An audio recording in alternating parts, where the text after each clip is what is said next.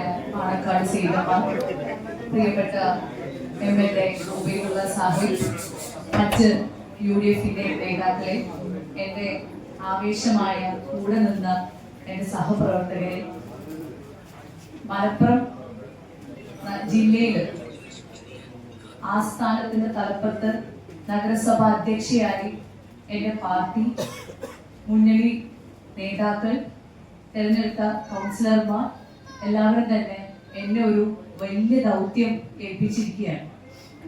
ഇതൊരു അലങ്കാരമായി കാണാതെ വലിയൊരു ഉത്തരവാദിത്തമായി ഞാൻ ഏറ്റെടുക്കുകയാണ്. അതോടൊപ്പം തന്നെ പാണക്കാട് കുടുംബം എന്ന് പറഞ്ഞാൽ കേരളത്തിന് തന്നെ അഭിമാനവും അന്തസ്സുമുള്ള പാണക്കാട് കുടുംബം ഉൾപ്പെടുന്ന നഗരസഭ കൂടിയാണ്. കൂടാതെ കേരള രാഷ്ട്രീയത്തിന്റെ അന്തസ്സും അഭിമാനവും ഊർജവുമായ പ്രിയപ്പെട്ട കുഞ്ഞാലിക്കുട്ടി സാഹിബിന്റെ പ്രഥമ തട്ടകം കൂടിയാണ്.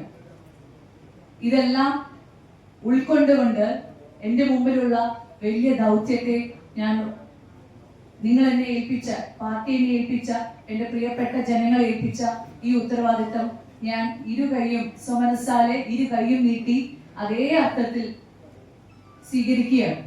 അതോടൊപ്പം എനിക്ക് പറയാനുള്ളത്, ഒരു ജനപ്രതിനിധിയേക്കാൾ അപ്പുറത്തേക്ക് പാണക്കാട് സൈനന്മാരുടെ മുമ്പിൽ വരുന്ന ആളുകളെ പുഞ്ചിരിയോടെ ആശ്വാസം നൽകുന്ന, ചേർത്ത് നിർത്തുന്ന, താലോലിക്കുന്ന സൈനന്മാരാണ് എന്റെ റോൾ മോഡൽ.